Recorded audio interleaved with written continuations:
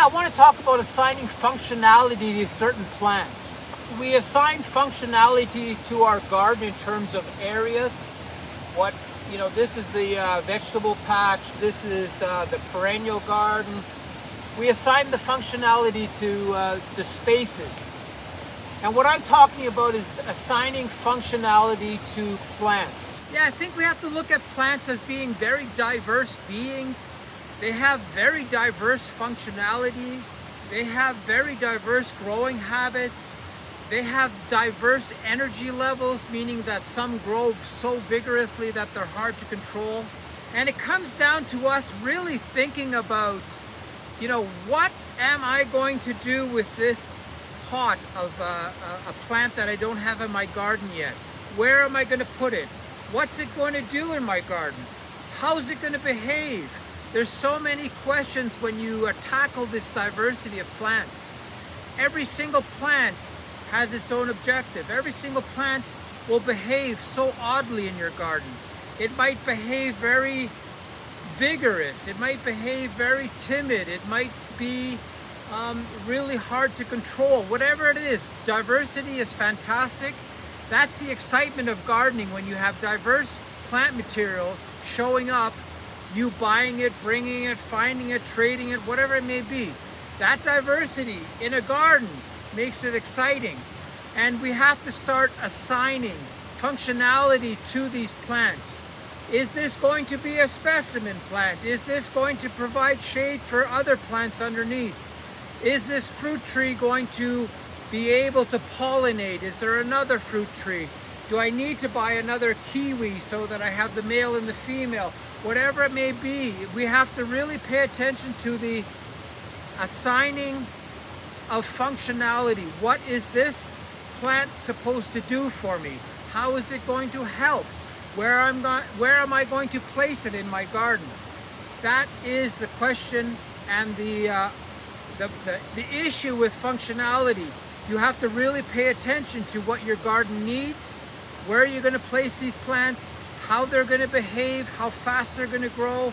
Are they going to take over a certain section of your garden? Are they going to cover other plants that you've already planted? So assigning functionality is very, very important and very, very necessary in garden design. What I'm talking about is giving each plant in our garden a purpose and a function. I'll give you a couple examples. Hostas are great for underneath shade trees. For example, here in Ecuador, I use comfrey and parsley as my one of my two go-to cover crops. I also use alfalfa. So you assign certain plants to do certain things for you. Some plants, they just have this ability to thrive in your specific location. Every single garden has certain plants that do extremely well. They have other plants that struggle. There's no real rhyme or reason for it. I think a lot of times it has to do with the basics that are given to the plant. So when you assign a function to a plant, you can use that very much to your advantage. And what I mean by that is you can actually very specifically take advantage of plants' certain characteristics. If you have a stone wall and you want the stone wall to be covered up, you use English ivy or whatever else is a great wall climber. So this idea of assigning functionality to your plants is one of the advantages as a gardener or one of the processes where you can make your gardening efforts a lot easier. If you use certain microclimates, certain areas in your garden to grow things that are questionable, that are in a hardiness zone above your area, so you can actually use the plant's abilities to your benefit, and it can make your gardening job a lot easier. One of the ways to really help you out is to have the plant diversity in the first place. What I mean by that, if you have 1,000 plants to pick from, for them to have functionality in your garden, that makes things a lot easier because the plants will behave according to what they're capable of. If you want to grow ground covers, then there's many options. Here we use parsley, like really odd plants. We use parsley, comfrey, alfalfa, some wheat crops.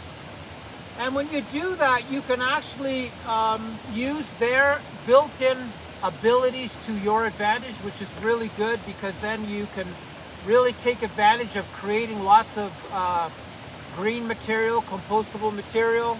Then you have all the plants that need sunlight. Then you want to have the ones that like shade. Then you have the ones that grow really tall.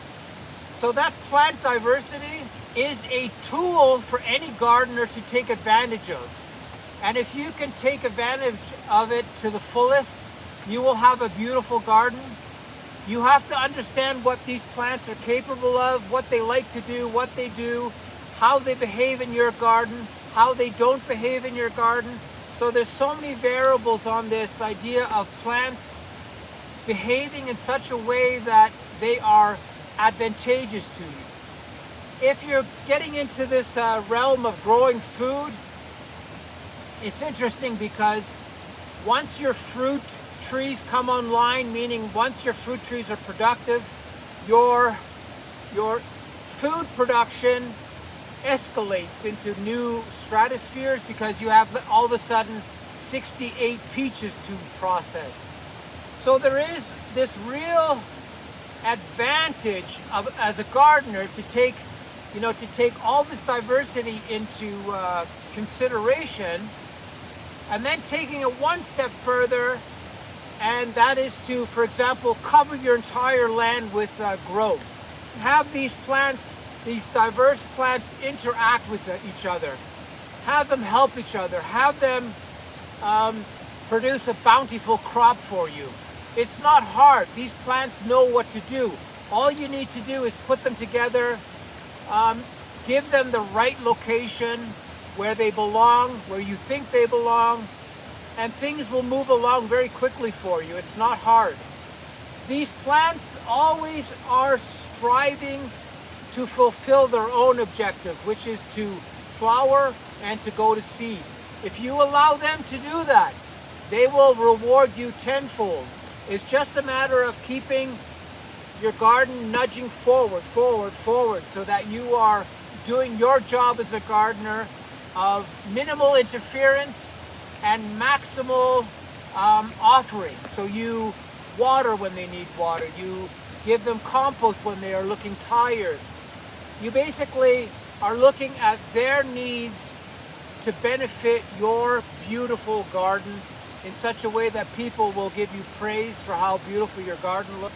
This forward movement in a garden, the forward movement of your plants, is unstoppable as long as you give them the minimal requirements and you have the minimal understanding of what these plants are capable of and what they do. Many plants have many problems. Many plants are so vigorous that you can't control them. There's this real mix of good and bad in gardening. There's a real mix of plants behaving the way you want them to behave, behaving in the way you don't want them to behave. So there's this real circular understanding that a gardener has to have in respect to what these plants can and cannot do. So the next time you're planting something, consider the location you're putting it in. Consider what it's going to do in that location.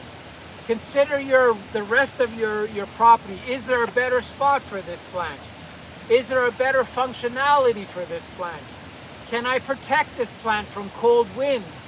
Can I use microclimates to my advantage? So not only do you look at the benefits of the plant or the built-in abilities of the plant, you look at the built-in microclimates that are on your land and how you're going to get from A to B with the most beautiful garden and the most beautiful results you can imagine.